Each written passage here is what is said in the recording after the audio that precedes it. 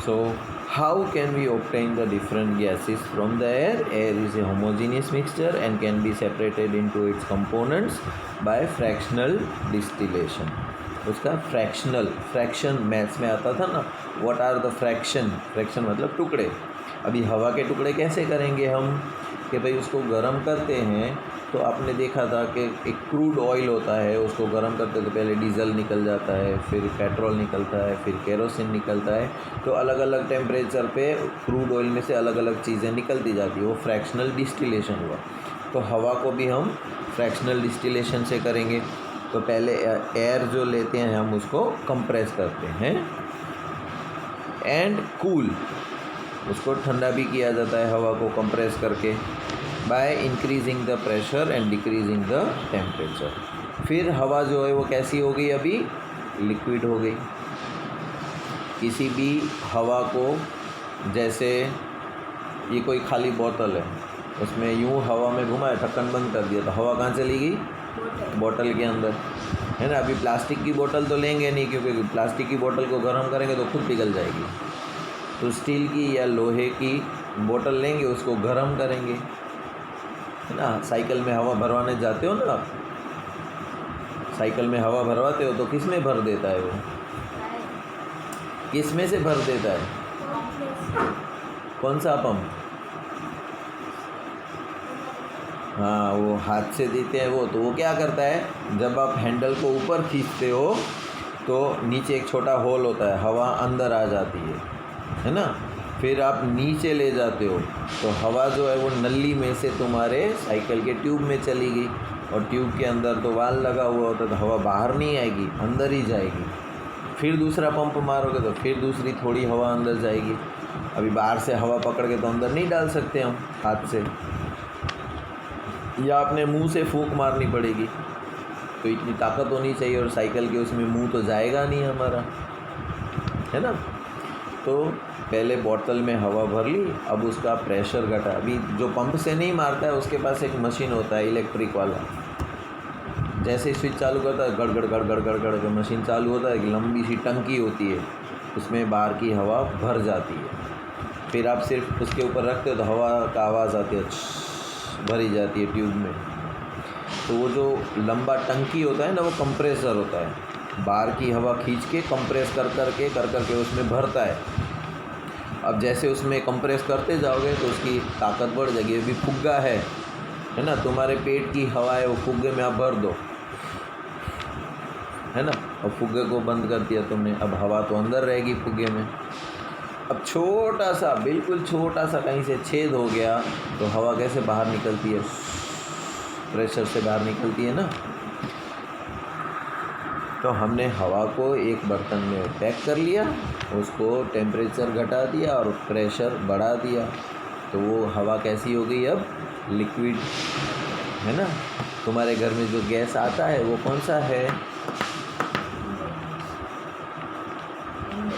Indian gas, वो तो company का नाम है।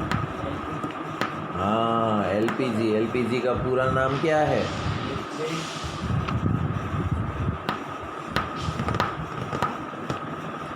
Liquefied petroleum gas. तो पेट्रोलियम का जो गैस होता है उसको लिक्विफाइड कर देते हैं। लिक्विफाइड मतलब लिक्विड में, लिक्विफाइड पेट्रोलियम गैस, है ना। So allowed to warm up slowly in fractional distillation column. अभी जो लिक्विड हवा हो गई उसको फ्रैक्शनल डिस्टिलेशन में गर्म होने दो, टेम्परेचर बढ़ाओ उसका। Gases get separated at different Heights. Fractional distillation की अलग अलग यूँ हाइट होती है ना, लंबी, तो अलग अलग हाइट के ऊपर अलग अलग गैस बाहर निकलना शुरू हो जाएगा, राइट। ऑक्सीजन जो है उसका बॉइलिंग पॉइंट कितना है, -183, आर्गन का -186, नाइट्रोजन का -196। और percentage air by volume, air में कितना परसेंटेज ऑक्सीजन है, तो 20.9% है ऑक्सीजन। आर्गन कितना है, 0.9 है, नाइट्रोजन कितना है 78.1, राइट। तो ये डायग्राम दिखाया गया है। If we want oxygen gas from the air, अभी हमको एयर में देखो 78% नाइट्रोजन है, आर्गन कितना है 0.9%, कार्बन डाइऑक्साइड भी होगा, दूसरे बहुत सारे गैस होंगे अंदर, है ना। लेकिन हम जिंदा किसके ऊपर रहते हैं, ऑक्सीजन के ऊपर, है ना। तो हमें हवा में से क्या चाहिए, सिर्फ ऑक्सीजन ही चाहिए।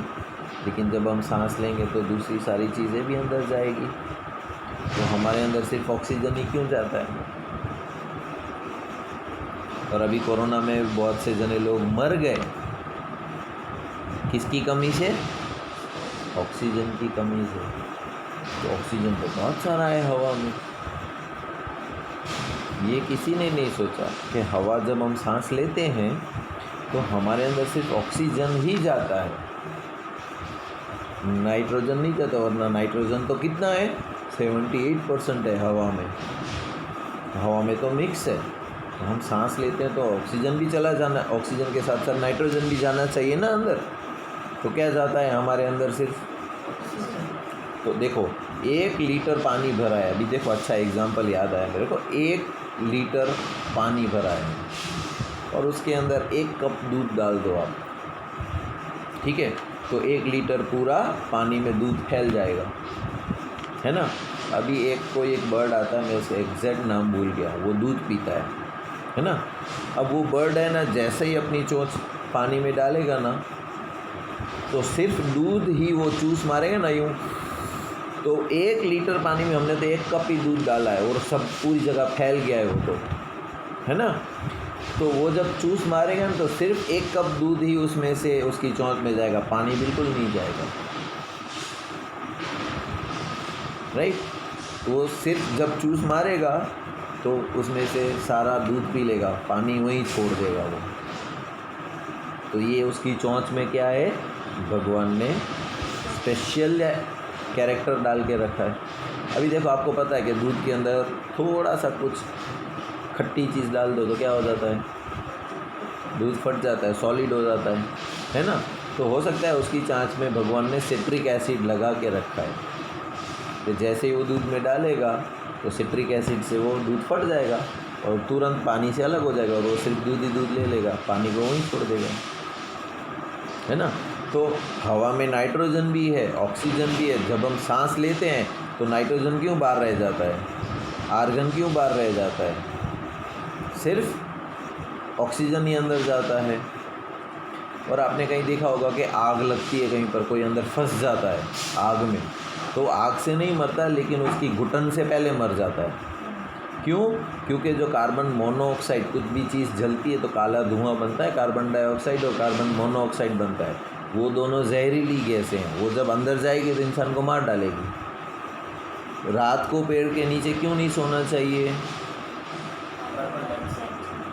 हाँ, एक आदमी को ऐसे साइंस का सर पढ़ा रहा था, बोलता है रात को पेड़ के नीचे क्यों नहीं सोना चाहिए, बोलता है हम रात को नींद में होते हैं, सो जाते हैं और पेड़ गिरेगा तो हम मर सकते हैं, इसीलिए रात को पेड़ के नीचे नहीं सोना चाहिए। रात को पेड़ जो है ना उल्टा काम करता है, रात को पेड़ ऑक्सीजन लेता है अंदर और कार्बन डाइऑक्साइड बाहर छोड़ता है। क्यों, क्योंकि रात में सनलाइट नहीं होती है तो फोटोसिंथेसिस नहीं होगा।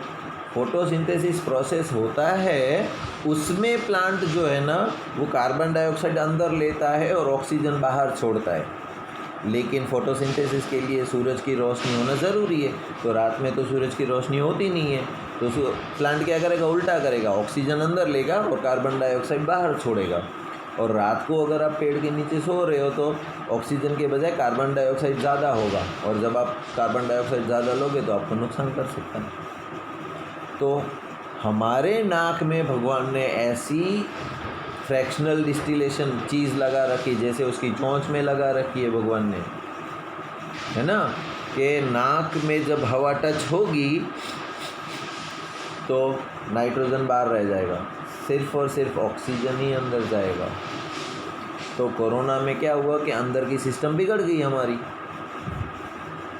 तो ऑक्सीजन अंदर ही नहीं जा पा रहा था, और ऑक्सीजन अंदर नहीं जा पा रहा है, इसलिए आदमी फिर कैसे रहेगा। तो ये भगवान की सिस्टम है, भगवान ने बना रखी है, तुम्हें दिखती ही नहीं है। कभी किसी ने सोचा ही नहीं है कि हवा में 78% तो नाइट्रोजन है, हम सांस लेते तो सिर्फ ऑक्सीजन ही अंदर क्यों जाता है, और वो ऑक्सीजन कहाँ तक जाता है हमारे अंदर, और जैसे ही किसी एक पर्टिकुलर ऑर्गन को टच करता है वो कार्बन डाइऑक्साइड में बदल जाता है, और कार्बन डाइऑक्साइड सीधा बाहर आ जाता है बॉडी से, है ना। तो ये भगवान की बनाई हुई सिस्टम है। If we want oxygen gas from the air we have to separate out all other gases present in the air. अगर ये सिस्टम नहीं दी होती तो हम कितने हैरान हो जाते। जैसे मछली कैसे पानी में डिज़ोल्व ऑक्सीजन लेती है, सांस लेती है तो सिर्फ ऑक्सीजन नहीं जाता है, पानी नहीं जाता है अंदर। उसी तरह हम भी जब सांस लेते हैं तो नाइट्रोजन नहीं जाता है अंदर, सिर्फ ऑक्सीजन ही जाता है। The air is compressed by increasing the pressure and is then cooled by decreasing the temperature to get the liquid air. This liquid air is allowed to warm up slowly in the fractional distillation column, where gases get separated at different heights depending upon their boiling point. अब किसी को जल्दी गुस्सा आ जाता है, किसी को बहुत देर से गुस्सा आता है, और कोई तो गुस्सा करता ही नहीं है। आप उसको कितना भी गंदा बोल दो, कितना भी बुरा बोल दो, बोलेगा अपने को झगड़ा नहीं करना, भले बोलता है तेरा मुंह खराब हो रहा है मुझे क्या। लेकिन कोई थोड़ा सा बोलता है ए तूने मेरे को ए क्यों बोला, झगड़ा सीधा हो जाता है शुरू, है ना। तो कोई जल्दी गर्म हो जाता है, कोई थोड़ा टाइम लेता है। हाँ अभी बहुत हुआ, मैं बोल नहीं रही हूँ, इसका मतलब ये नहीं कि मैं मार नहीं सकती तेरे को, है ना। मतलब वो थोड़ा टाइम लेता है गर्म होने में, झगड़ा करने के लिए, और कोई झगड़ा करता ही नहीं है। तो सबका अलग अलग टेम्परेचर है गुस्सा होने का। इसमें लिक्विड में भी, हवा में भी बहुत सारे अलग अलग गैसेस हैं, तो सबका अलग अलग टेम्परेचर है बॉईल होने का।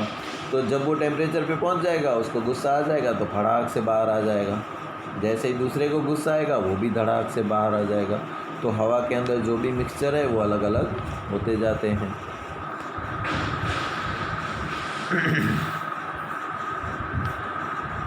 तो यहाँ पर एक पूरा डायग्रामेटिकली सिखाया गया है separation of components of air, कि एयर को कैसे अलग अलग तरीके से कंप्रेस किया जाता है, राइट। ये डायग्राम के थ्रू दिखाया जाता है कि लिक्विड ऑक्सीजन बन जाता है, और अंदर से जो फ़िल्टर, पहले फ़िल्टर होता है तो साफ़ हवा ही जाएगी, कचरा बाहर रह जाएगा सबसे पहले। अभी देखो आप लोगों की आदत होती है ना, कोई बैठ के यूं करता रहता है, कचरा निकलता है ना।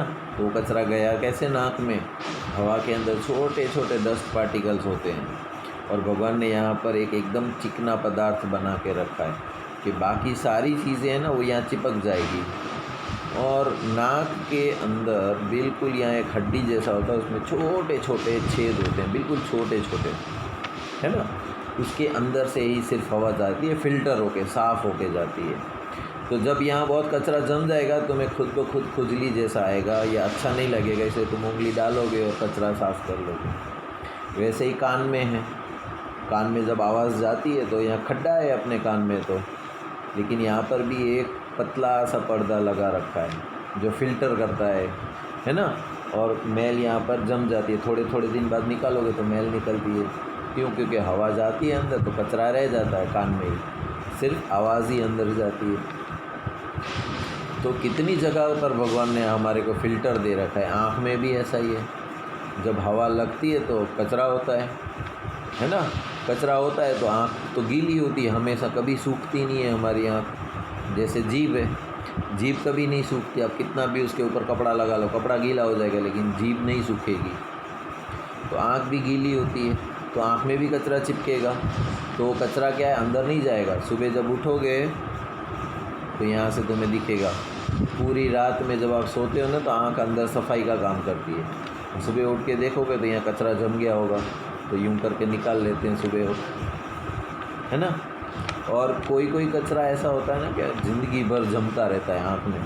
तो जो लोग बुढ़े हो जाते हैं, है ना, उनको मोतिया बिंदु आ जाता है आँख के ऊपर। जहाँ से रोशनी आँख में जाती है वहाँ पर कचरा जम जाता है, तो रोशनी अंदर जाएगी नहीं तो तुम्हें दिखना ही बंद हो जाएगा। तो ये कचरा बहुत छोटा छोटा जमा होता है, तो जितना छोटा होता है वो तो साफ़ हो जाता है डे बाय डे सुबह उठ के, लेकिन जो कचरा चिपक ही गया आँख में, है ना, जो साफ़ ही नहीं हुआ, तो धीरे धीरे धीरे बढ़ता जाएगा और एक मोतिया बिंदु जैसा बन जाता है। फिर उसको ऑपरेशन से कटवाया जाता है। वो जैसे निकाल देंगे तो वापस तुम पहले जैसे देख सकते थे वैसे देखने लगते। तो पहले फ़िल्टर होता है, फिर टंकी में हवा जाती है, तो सिर्फ गैस ही होता है, कचरा कुछ नहीं होता है। फिर उसको हाई प्रेशर दिया जाता है, एयर अंडर प्रेशर, है ना, तो गर्म हो जाएगी। फिर उसको पानी से ठंडा, मतलब ट्यूब के अंदर गर्म हवा है, ट्यूब के बाहर पानी छिड़केंगे तो अंदर की हवा जो है वो लिक्विड में कन्वर्ट हो जाएगी।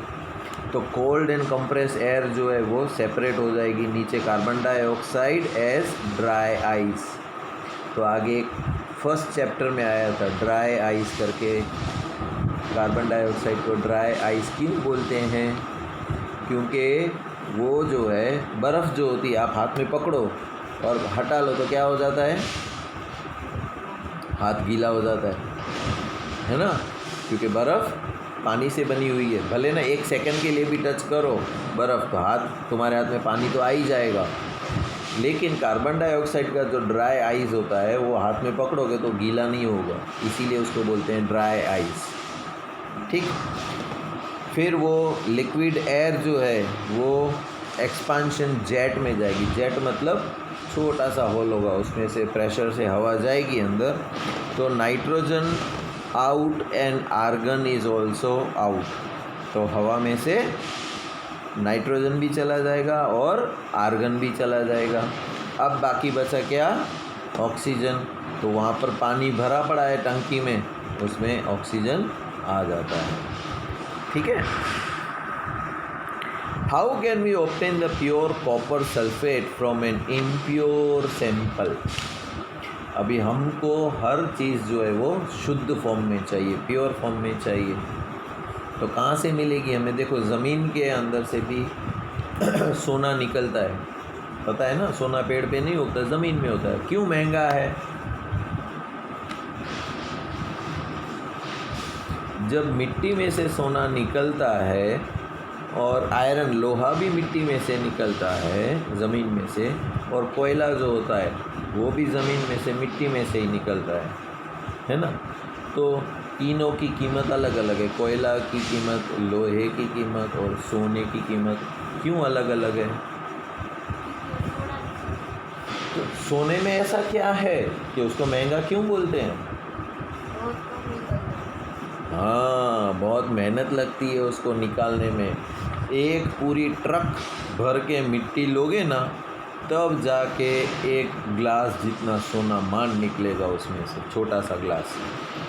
एक पूरी ट्रक भर के मिट्टी होगी ना, उसको अलग अलग केमिकल से साफ़ करते जाओगे तो कचरा निकलता जाएगा और प्योर गोल्ड उसमें से निकलेगा। मतलब एक या दो ट्रक साफ़ करोगे मिट्टी, तब छोटी छोटी बूंदें एक साथ होके तुम्हारी बनेगी।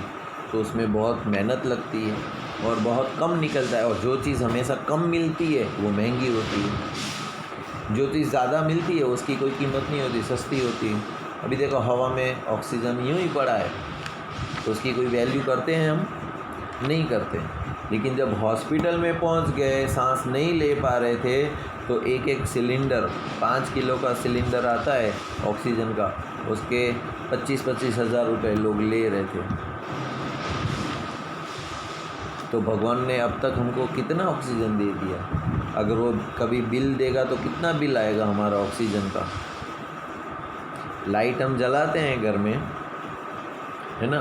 जो समझदार लोग होते हैं, वो जिनको ज़रूरत नहीं होती, वो तुरंत लाइट बंद कर देते हैं। और कुछ आलसी लोग होते हैं, एक बार चालू की तो की, पंखा चालू किया तो किया, फिर रूम से चले जाएंगे तो पंखा बंद नहीं करते। बहुत से स्टूडेंट को बोलना पड़ता है कि क्लास के बाहर जब रिसेस में जा रहे हो तो जो लड़का आखिरी होगा वो लाइट पंखे बंद करके जाओ क्लास के। वो गुड हैबिट है, वरना सब लोग निकल जाते हैं, मतलब मुझे क्या, ऐसे करते करते क्लास में कोई नहीं है लेकिन पंखा और लाइट चालू ही है।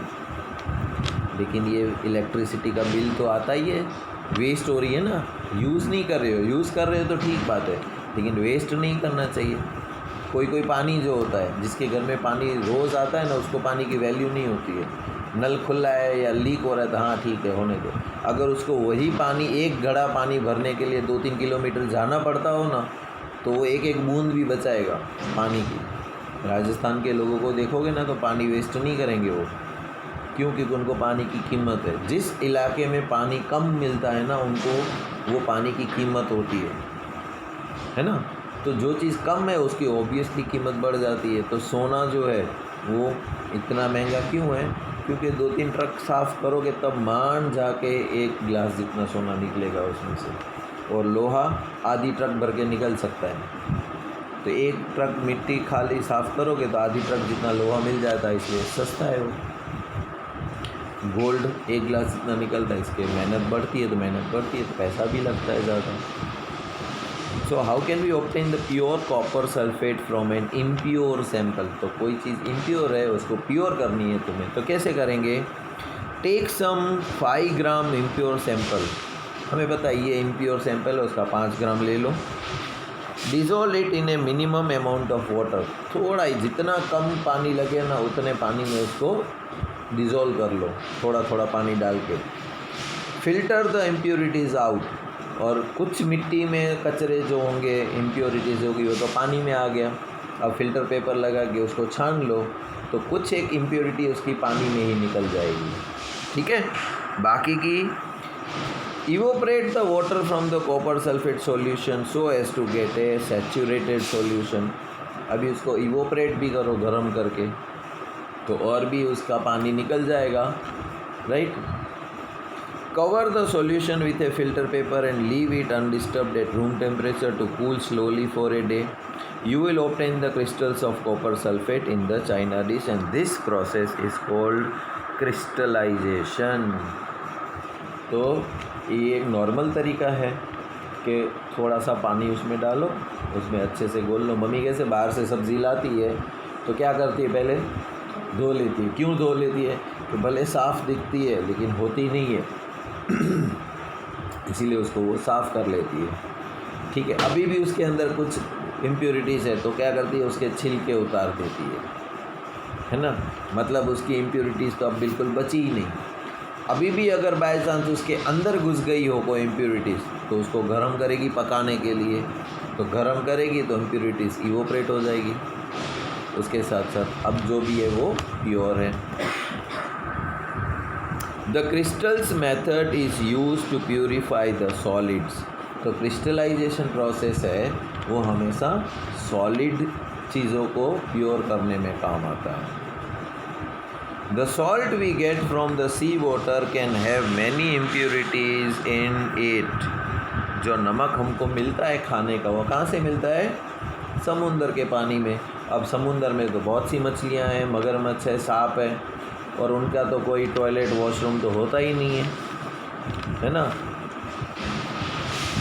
समुंदर में ही मछलियाँ टॉयलेट कर लेती है, वॉशरूम कर लेती है, सब कर लेती है, तो वो तो पानी में मिक्स हो जाएगी, है ना।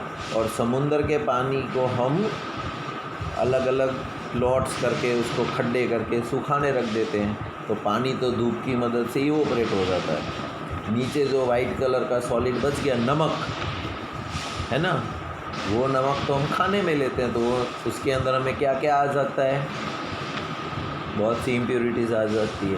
तो अभी उसको साफ़ तो करना पड़ेगा ना हमें, तो उसको साफ़ पानी से, साफ़ हवा से, साफ़ टेम्परेचर से कुछ करके उसको साफ़ किया जाता है। फिर वो कंपनी में से हम ख़रीदते हैं। डायरेक्टली समुद्र किनारे पे जो पड़ा रहता है वो नहीं उठा लेते हैं खाने के लिए, है ना। To remove the impurities the process of crystallisation is used. तो नमक को साफ़ करने के लिए कौन सा प्रोसेस यूज़ किया जाता है? Crystallisation is a process that separates the pure solid in the form of its crystal form from a solution. Crystallisation technique is better than simple evaporation technique. Crystallise, ये भी ट्रू और false में पूछते हैं। देखो एक सेंटेंस तो लिखा हुआ है कि crystallisation technique is better than simple evaporation technique. अभी पानी के अंदर कुछ चीज़ ख़राब हो गई है, उसको पानी में मिक्स करके रख दो और उसको गर्म करो तो पानी उड़ जाएगा, है ना। और हमको प्योर मिलेगा? नहीं, उसमें तो सिर्फ आधी ही इम्प्योरिटीज़ जाएगी। बाकी इम्प्योरिटीज़ को करने के लिए हमें उसको फ़िल्टर भी करना पड़ेगा, समझे?